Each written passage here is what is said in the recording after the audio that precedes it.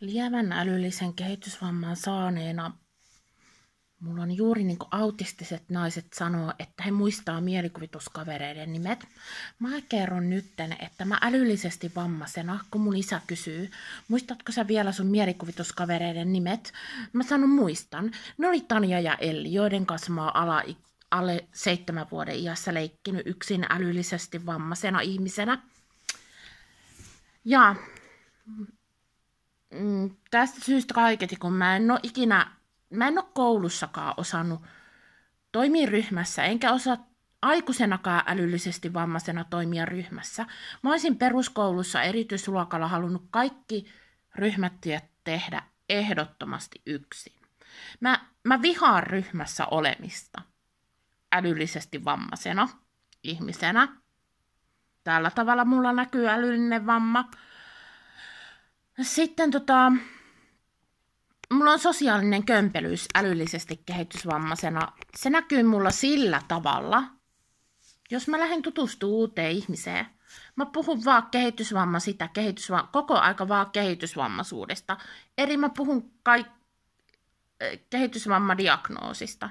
Ja että kehitysvammakirjat on kirjoitettu ihan väärällä tavalla. Jos kehitysvammakirjoissa lukee, että lievästi älyllisesti kehitysvammainen ei osaa itsenäistä tiedonhakua. Mun mielestä se itsenäinen tiedonhaku on juuri sellaista, että mä osaan älyllisesti kehitysvammaisena etsiä kehitysvamma-aiheiset kirjat käsini. Ja mä osaan ne lukea. Ja näin ollen mä puhun koko aika kehitysvammaisuudestani.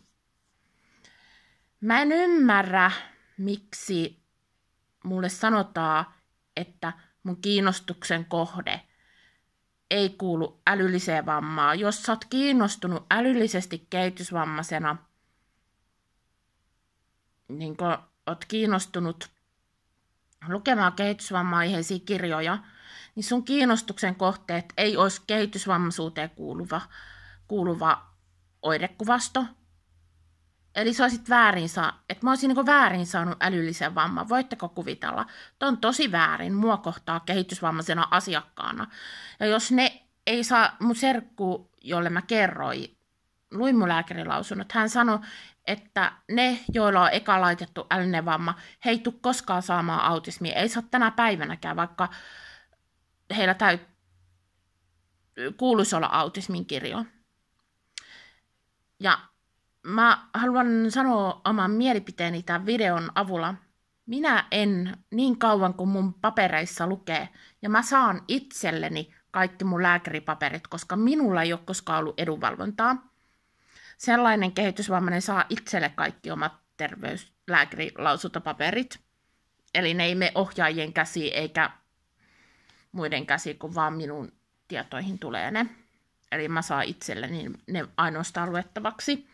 Ja niissä lukee pelkkä lievä älyllinen kehitysvammaisuus. Niin mun mielestä on väärin, kun mä osaan lukea mun lääkärin lausunnot mustaa valkoisella. Ja jos niistä lukee lievä älyllinen kehitysvamma eikä lue autismia, on väärin älyllisesti vammaiselle sanoa, että sun kiinnostuksen kohde ei kuulu kehitysvammaa, vaan olisi jonkin autismidiagnoosiin kuuluva, jos ei ikinä ihminen saa autismia. On väärin sanoa älyllisesti kehitysvammaiselle ihmiselle autismiekkosanaa tai autismikiinnostuskohde olisi. Mä olen sitä mieltä, että kehitysvammaekko pitää saada käyttöön, ja vaikka se älyllisesti kehitysvammainen ihminen lukee kehitysvamma-aiheisia kirjoja, niin hänellä kuuluu niin kauan kehitysvammaisten kiinnostuksen kohteeseen lukea kehitysvamma-aiheisia kirjoja, jos hänellä lukee pelkkä lievä älyllinen kehitysvammadiagnoosi lääkäripaperissa. Ja jos hänen kohdalla on ehdottomasti kehitysvammapsykiatrit, että tämä kaikki ekko kuuluu älylliseen vammaan, jolloin mulla on kyseessä kehitysvammaekko. Kehitysvammaekko on sellainen, että se kehitysvammainen puhuu vaikka kehitysvamma-aiheisista kirjoista, mitä hän lainaa yksin. Menen lainaa kirjastosta. Eli kehitysvammaekko on sellainen, että se on kiinnostuksen kohde, joka on 5 vuotta minulla ollut putkeen. Ja tämä rajoittaa tutustumista, jos mä olen ainut tällä hetkellä oleva älyllisesti kehitysvammainen, joka on kiinnostunut lukemaan kehitysvamma-aiheisia kirjoja. Mä olen tällä hetkellä ainoa Suomessa oleva lievästi älyllisesti kehitysvamman saanut ihminen, joka on kiinnostunut vain lukemaan kehitysvammakirjoja. Ei ole muita kehitysvammaisia tietääkseni Suomessa kuin he, joilla olisi kehitysvammakirjojen lukeminen kiinnostuksena. Ja tietenkin, jos älyllisesti kehitysvammainen saa koko elämänsä kuulla, miten sä voit älyllisesti kehitysvammaisena osaa ulkoa 10 ihmisten syntymäpäivät ja sitten puhelinnumerot osaat ulkoa.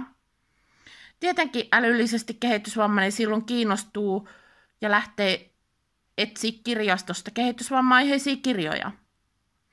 Ja itsenäinen tiedonhaku, mikä lukee kehitysvammakirjoissa, niin se tarkoittaa sitä juuri, että se osaa konkreettisesti älyllisesti kehitysvammainen osaa itse etsiä kehitysvamma-aiheiset kirjat ilman vanhempien apua. Tai autokirjat, kissakirjat, hevoskirjat. Jos tämmöinen älyllisesti vammainen osaa yksin ilman vanhempien apua, ilman ohjaajia etsiä johonkin tiettyyn kiinnostukseen liittyviä kirja-aiheita, niin silloin heillä on muka väärin älyllinen kehitysvamma laitettu. Ja ei ole oikein, että sellainen, joka ei saa ikinä älyllisesti vammaisena, ei saa koskaan autismia. Ei ole oikein, että mun kaltaisille sanotaan, että sun kiinnostus ei kuulu älylliseen vammaan. Se kuuluu ikävä kyllä niin kauan älylliseen vammaan nämä kiinnostuksen kohteet, mitä ei ole tällä hetkellä mainittu kehitysvamma-sivuilla, kehitysvammaisten tukiliittosivuilla. Ja on väärin, kun kehitysvammaisten tukiliittosivut ei kirjoita kehitysvammaisten kiinnostuksen kohteita kaikilta osin. Koska se antaa kehitysvammaisten lasten vanhemmille väärän kuvan ja sisaruksille ja omaisille tai läheisille, jotka tuntee aikuisia älyllisesti kehitysvammaisia. Ja mä haluaisin löytää semmoiset kehitysvammaiset seuraamaan tätä live-videoa, näitä mun YouTube-kanavan videoita, jotka älyllisesti kehitysvamman saaneena muistaa omien mielikuvituskavereiden nimet. Itselläni on ollut Tanja ja Elli ja on yhä edelleen mielestäni mun mielikuvituskaverit.